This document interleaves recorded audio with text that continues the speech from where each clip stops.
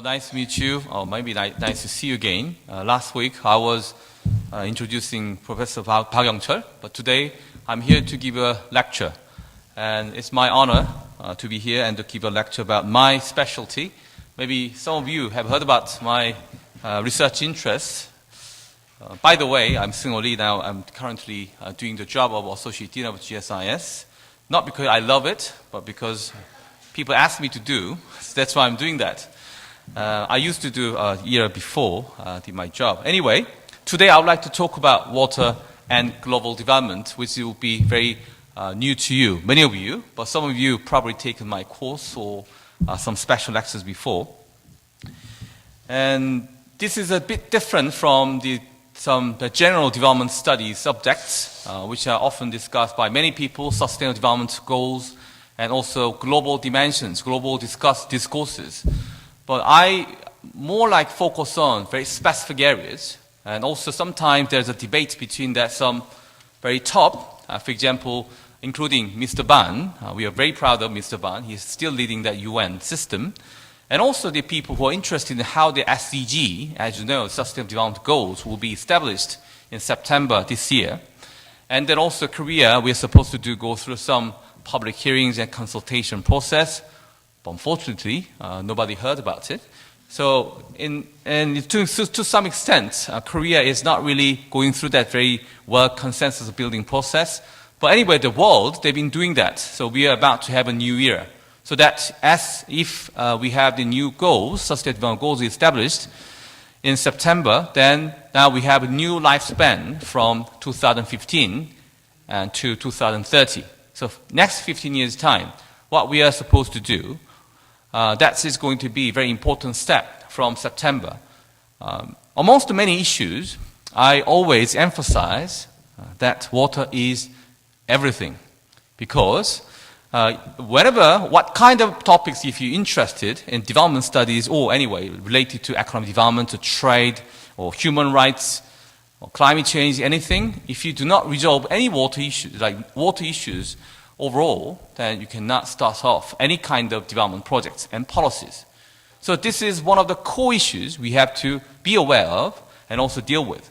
Because of that, I would like to give a short lecture. But if you want to know more about it, so please come to my lecture a few years' time, because I might not be available next year. Anyway, today I would like to talk about first problem sheds. Instead of watersheds, that its term has been coined by one of my colleagues, and they replacing the word, the watershed, with the problem shed. So if you have a look at the watershed, in other words, catchments, then you may be able to find many complexity of problems. It's not necessarily only just water supply, water shortage issues, or water quality issues, or flood and disaster issues, but also many, many other related issues. And coping strategies. What kind of coping strategies human beings we've been working together? And then new approaches. What are the new approaches? Maybe some of them are not really new, but I'm going to introduce the approaches maybe you're not familiar with, and then we're going to have some discussion about what should we do from now on, particularly centered on open water issues.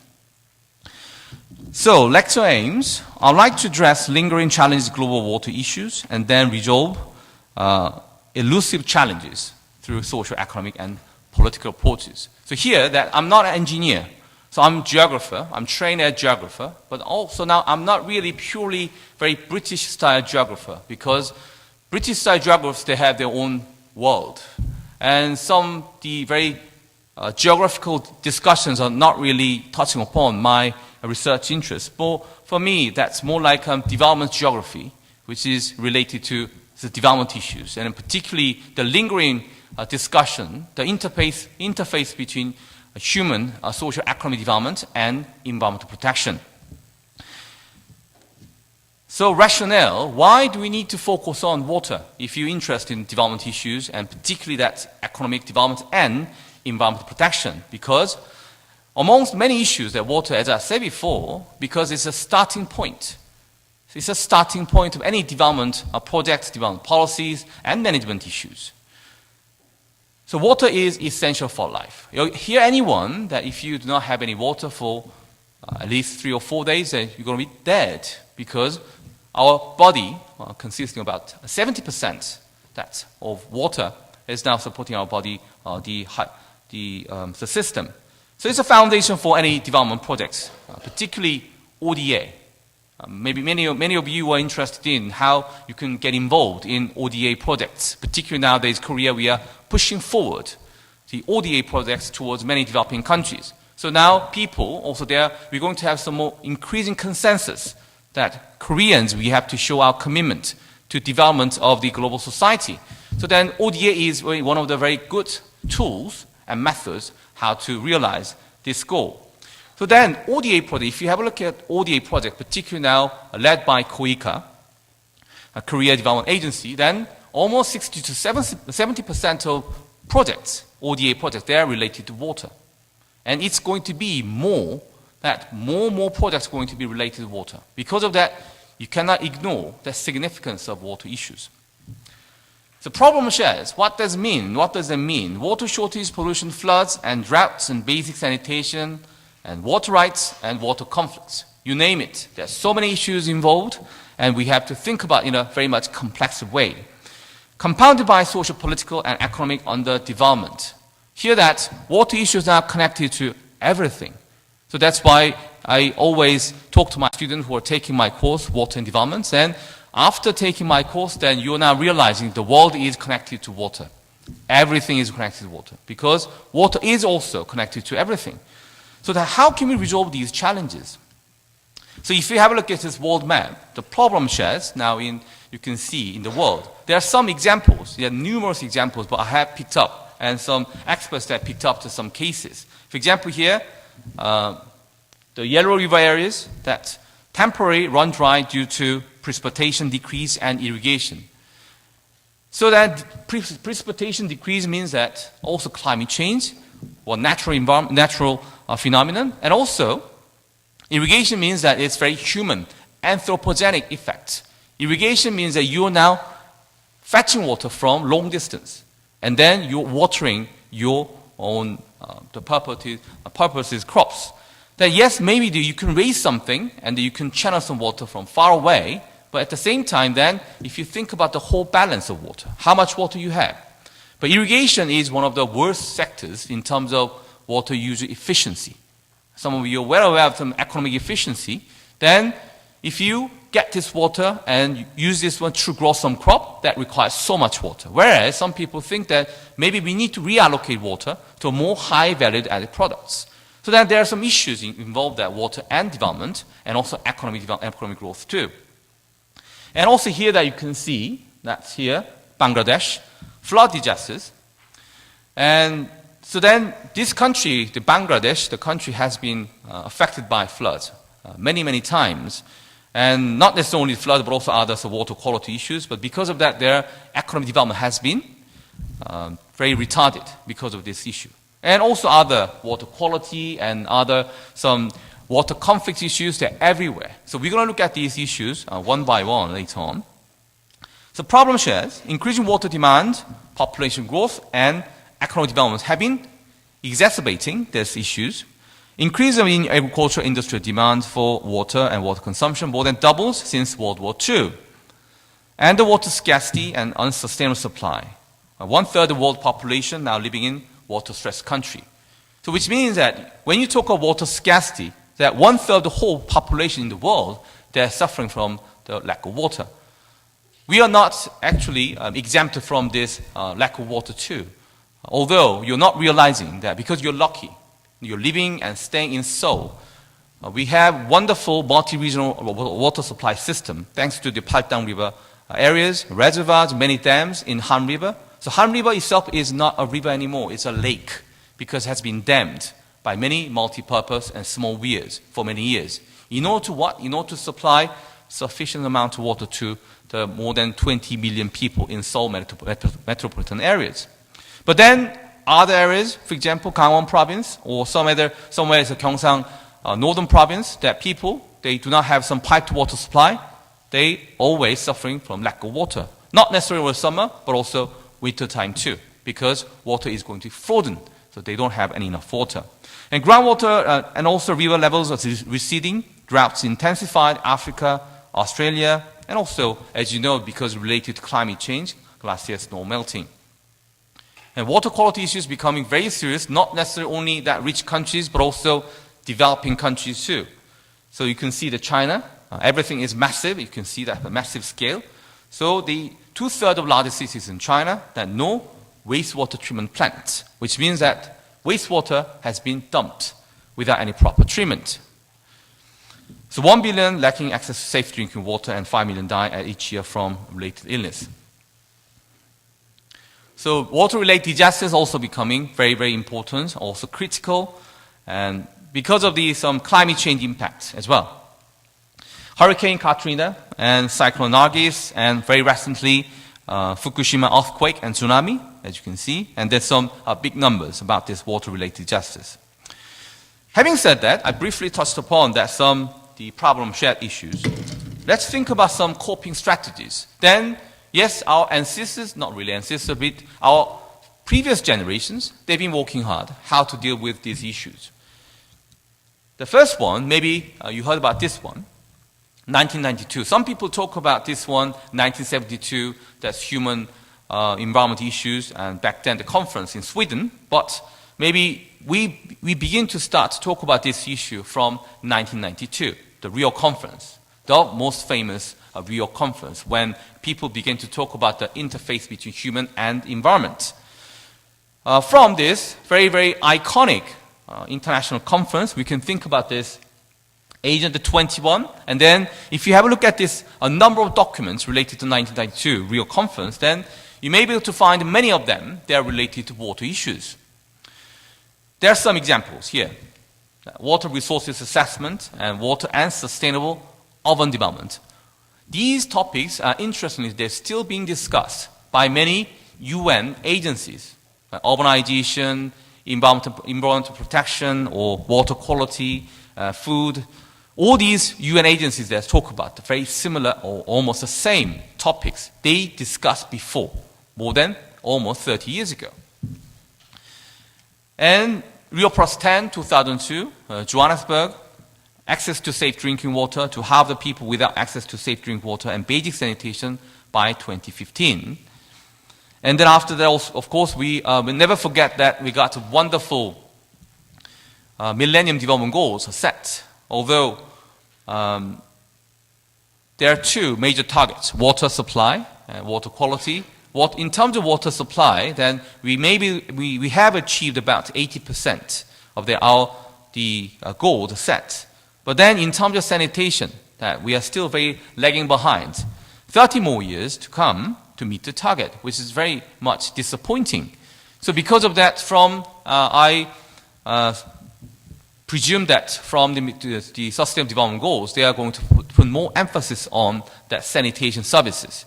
Because you have to do sanitation services well, then you can get clean water. And then from the clean water, then all kinds of development issues are becoming to be very much important, including some of you interested in some human rights issues and education issues and child and women, gender, all kinds of issues they are beginning to be shaped. So this is one of the interesting posters coming from this UN agencies, particularly talk about this Millennium Development Goals, but environmental sustainability 7 and 7.C. So 2.1 billion people gain access to clean drinking water since 1990, which means that they're now showing off as a, yes, wonderful achievement. Whereas 2.5 billion people do not have basic sanitation services, such as toilets or latrines. So this is a stark contrast. Which area we should focus on, particularly from 2015, September 2015. And then 2012, Rio Plus 20, that we have this achievements and also the pledges. Particularly, they emphasize that we need to highlight that the roles of financing and investment in infrastructure for water and sanitation. And as I discussed before, that now we are about to finalize Sustainable Development Goals in September, and the magnitude of water for global development has been recognized. And going back to the Millennium Development Goals, MDGs do not include any single standalone water-related goal. But this time, because they think that probably, water people, including me, we've been arguing to the international community, look, water is so much important. We should have some separate issue. Maybe that's has echoed well to this the Sustainable Development Goal making process. So now water is going to be a standalone goal number 6. So then, how to have the way forward? Then I briefly touched upon this issue from the very early beginning of my lecture, that technologies and financing. Yes, now, after the technology era has been gone, for example, so-called modernity period, so hydraulic engineering or dam building or aqueducts and water supply issues have been too much emphasized. But nowadays, people talk about central point, for example, international the financing institutions such as World Bank and Asian or African development banks. They talk about, yes, financing is very important. Yes, it is. But then the issue is that money is everywhere.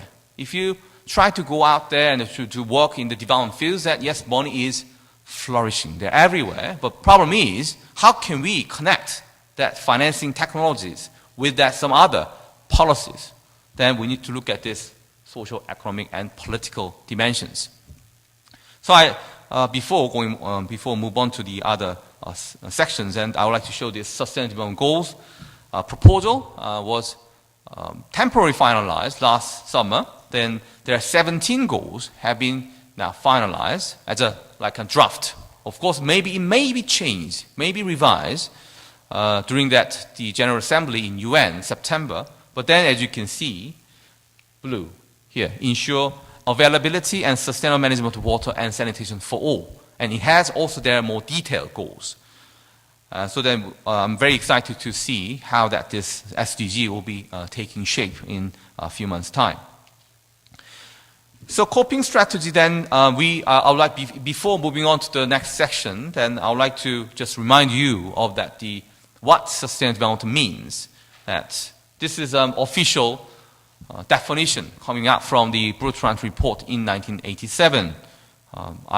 In my lectures, in my course, I often force my students to remember word by word and to write my exam papers. I'm joking. No, I never ask them to do that because long is too many words. But that at least I'm going to ask them to have some essence from this very long definition. Which means that the equity between economy and society and the environment, and also going back to this sustainable development, the Brundtland report, the definition that you can think about that your generation and your future generation should not be compromised. You should not use too much natural resources. Why? Because you need to protect them for your future generations. So sustainable development issue is always related to long-term goals. So if anyone to talk about sustainable development and that they want to achieve something in a very short period of time, for example, 5 years' time, 10 years' time, but that's completely lie, because sustainable development means it's a long-term process, and you have to be patient. Okay, patience is a key word whenever you deal with sustainable development. And also that, more policy level, you need to think about some equilibrium between economy, society, and the environment. So synergistic system.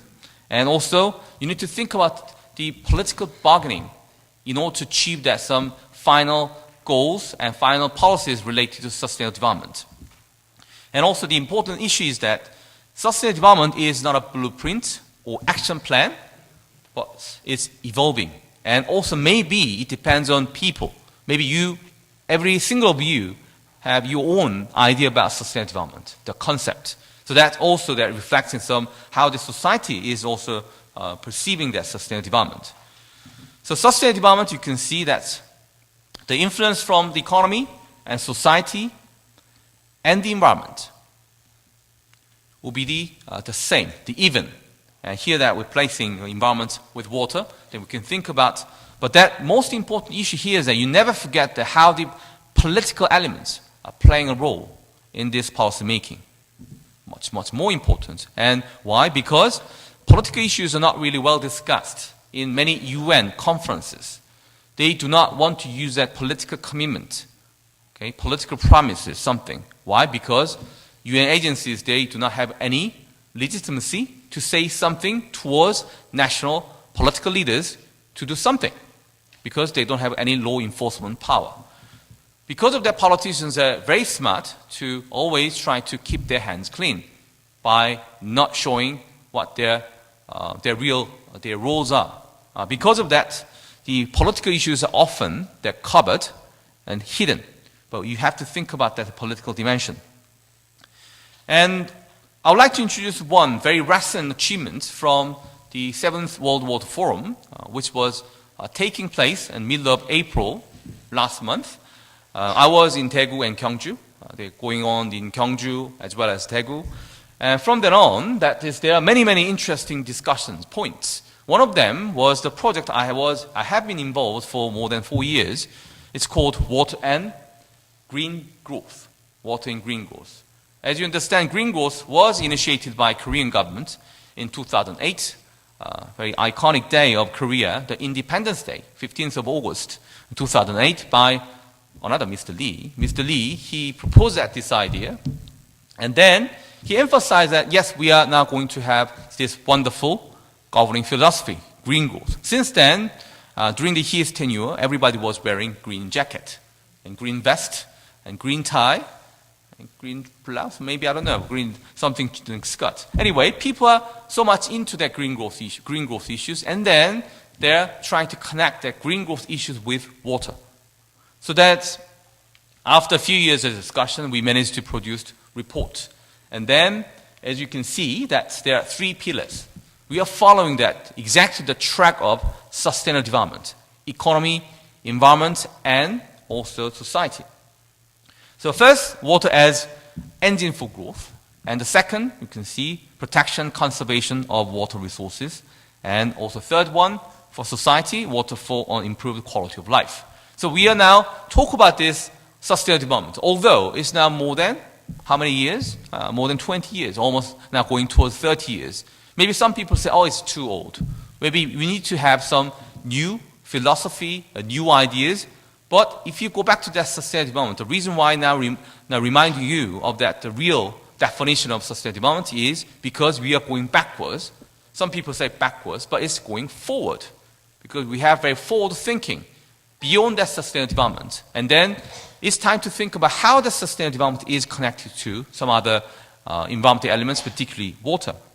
That's why this project has been hailed as a very good, successful one in the 7th World Water Forum. So now the last part of my lecture is to introduce some new approaches, how to resolve this complexity of challenges. The first one is virtual water and water footprint. The virtual water was coined by Professor Allen in the University of London. And when he was looking at some of the reasonings why that Middle Eastern, Northern African countries, they're still surviving, confronted with water shortage. And he realized, because these countries, they have imported large amounts of food from other countries. That's one good example is that Egypt. Egypt, if you think about Egypt and the Nile is coming together at the same time. Because for Egyptians, Nile is just lifeline. Because if you look at the hydrological profile of Egypt, then without Nile, there's no water resources, almost. 99% of the water, total water availability in Egypt, they're coming from the Nile. Because there's virtually no rainfall. So anyway, Tony Allen, he looked at this issue and realized Egypt has been okay, although the water was running out in the 1970s. And then realized, because Egypt has been importing food from other countries. So he got this interesting theory that the virtual water means that you can't really see the water, but the water is already embedded in particular products. First, starting from the agricultural products, but later on, livestock products, and now industrial products too. So any kind of goods, human beings, we have been manufacturing, they're all having some water, including all kinds of clothes, even there's some plastic bottles and all kinds of gadgets here. They're all including and containing certain amount of water. And then this one is talk about the nexus between water, food, and trade. Maybe some of you had heard about this nexus. I don't know why the people are now trying to make things like me, researchers like much harder, because if you The water issues are very complex, as I emphasized several times, but now they try to combine water with food and trade. And now there's climate change and energy. There's so many issues coming together. But anyway, these are all interrelated, so you can't really think about the development issues just one by one. So you need to connect some issues with the other ones. And so you need to provide the linkage. That is going to be your job in the next generation. When you work in the development fields, then you need to show the linkage. That's going to be a very, very important part for your research, as well as also some practical products too. So nexus between water, food, and trade, 10% for domestic industry uses and 90% for food, which is striking. Striking, because we just take for granted if you go to supermarket and you can buy all kinds of different food items. So that you think that, oh, they're coming from somewhere. Yes, coming from somewhere, but then consuming so much water, right? So the agricultural water requires so much water, much, much more than any other water users, for example, industrial users or domestic users. Of course, there are some other exceptions. For example, here the UK, they got only 1% of water for agricultural use because the UK, they do not really grow anything. They're just importing from all other countries. It's a joke, of course, that there are some the British something you can find from the British supermarket, but very rarely. And water footprints are coined by Hoekstra, that's the Dutch economist. And there's some definition. These virtual water footprints, the difference is that water footprints is providing more information and more practical approaches to how to measure how much virtual water is traded, imported or exported. So this is a virtual water concept. H2O is embedded in the sack of rice or wheat, and then imagine that 8 countries now exporting that certain amount of rice or wheat to B country, so then vice versa, B country is importing that food from this A country. So now water is traded. Now you can visualize how the virtual water is traded and also the embedded in different products. So this world map is also interesting. You can see that very different trade transactions between countries. From left-hand side to right-hand side, if you look at the left-hand side, that you're familiar with Northern America and North America and also South America, then they're rather green, which means that they're exporting water to other countries because presumably they have relatively large amount of water resources. But if you're going towards that right-hand side, you can see yellowish and pinkish, not really pinkish, reddish, reddish, and then light green. Although, because it's a macro data, it does not necessarily provide some detailed information about each country's water resources. But yes, they got some information that Northern Africa and European countries, as you can see, they are lack of water and becoming very, very serious, like UK and Spain and Germany, and also the Northern African too. So you can see the virtual water balance. And also there's some interesting information for you. Some of you have some favorites. For example, pints of beer. If you drink pints of beer, they're required to produce the pint of beer about to have 170 liters of water required. Okay, no wonder you have to visit loo very often. And also, if you fancy drinking coffee every day, right after of being awake, and then drink coffee, you can see 125 milliliters of coffee required to have about 140 liters of water. Quite a lot. But then my British friend, he asked me that, Seungho, why don't you drink more tea rather than coffee? Why? Because if you look at a cup of tea, you can see here, that cup of tea, 250 milliliters, even, yes, larger amount, then only requires 35 liters water. So think about it, okay? No coffee, right? And other more striking issue is that cotton tea, you can see cotton tea. I know that the ladies are very love to go out shopping, and also often you buy some products from SPA brands, but they are the enemy of water protection, so conservation people, because they consume too much water. It's size medium, not small or large, and cotton tea requires to have 4,000 100 liters water because cotton itself requires they're sucking up large amount of water. So this gives us some kind of warning that, look, you have to do something by yourself. Not necessarily only for the decision makers at a large scale, but also smaller scale, then it gives some very strong signal to the people that, look, you have to change your water consumption behaviors. So water, food, energy nexus, as I said before, that's also another attempt to combine the water with other elements. And food supply chain efficiency, you need to increase that. And water use efficiency in energy production. So nuclear power plants, cooling water, seawater through desalination, impacts on ocean environments. Yes, because they are discharging. After using this cooling water, then because they've been used to cool down the heat coming from the fission process in nuclear reactors. And after that, the water is rather warm.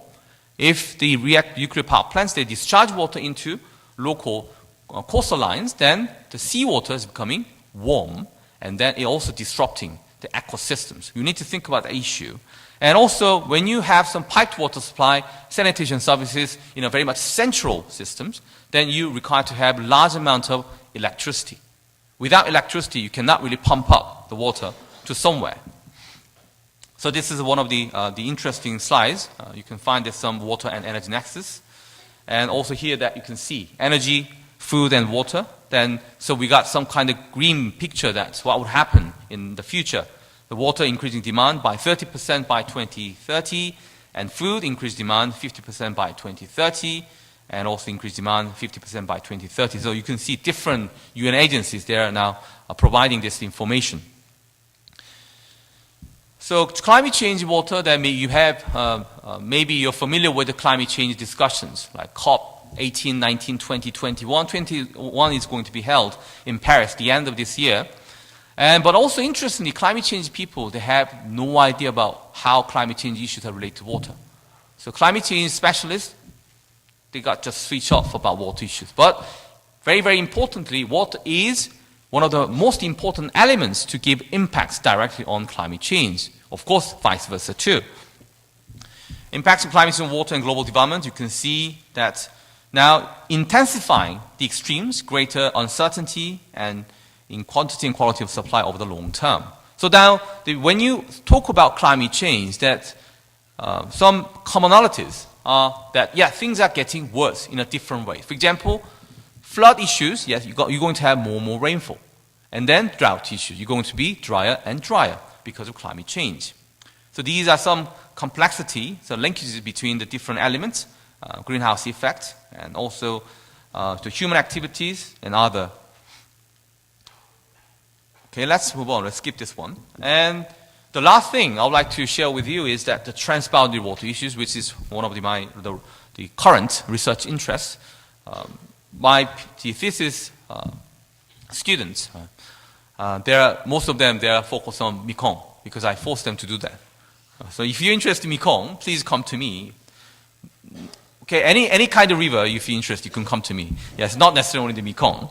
All right, the Mekong, but then apart from Mekong, there are other international conflict issues, particularly around the river. So you can see the Jordan, the Tigris Euphrates, the Nile, and multi-country dialogue and cooperation required. And recently, there's one good news for water people who are concerned about transboundary water issues. Last August, then for the first time in human history, we managed to establish that first international freshwater law. And after getting the signatory of the 35 countries in the UN. But they prepared the draft in 1997. But since then, after so many years, we managed to have this one. But there are still debates going on because South Korea was invited, but the South Korean government, they decided not to join this, the international freshwater law. Because of that, there's always debates going on how much that this law can be applied to that countries in the world level or only 35 countries. We have to wait for a while.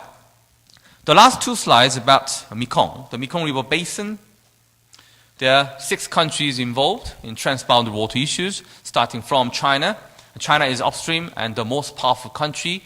And because of that, the other downstream countries, they got nothing to say. They're just waiting, and because China has been building many dams, and also China, they've been providing large amount of unofficial foreign aid to these least developed countries. Because of that, here is kind of the game led by China. And unfortunately that many people predict that in the future, Mekong is going to be like this. So that Mekong is not going to be river anymore, it's going to be lake, because it's going to be dammed by the many different countries, particularly in centered around here. Which is this country? Can you recognize this country? This one? Laos. Thank you very much. Yes, Laos. And next one, Vietnam. But Laos they want to be the battery of Asia, together with China. So then the dimension about this Mekong is that economy and ecology. So in other words, the environment or water, the nexus. You can see the hydropower is one of the most important discourses among these countries. Why? Because apart from China, maybe Thailand, but also these countries, including these countries, all of the 6 ripening countries, they are interested in that boosting their local economies in various ways. And then at the same time, but we need to think about this dimension: fish, sediment, ecosystems, and biodiversity. So then in between, you can find this sustainable development. So how can we support that sustainable development in the very much heating debates about supporting economic development? It will be the key. So my conclusion, problem shared. Now you can see, I hope you're realizing that although it's very sketchy, I would like to give a very short summary of all kinds of challenges at the global level. So past experiences, yes, we've been working hard, still a long way to go. But then one last message I would like to deliver to you is that water issues, although sound like some kind of science and natural environment related or maybe technology matters, but in the essence is social, political, economic matters, because we are competing to use this water. Everybody needs this water. Because of that, we have to be aware of these social, political dimensions. Thank you very much.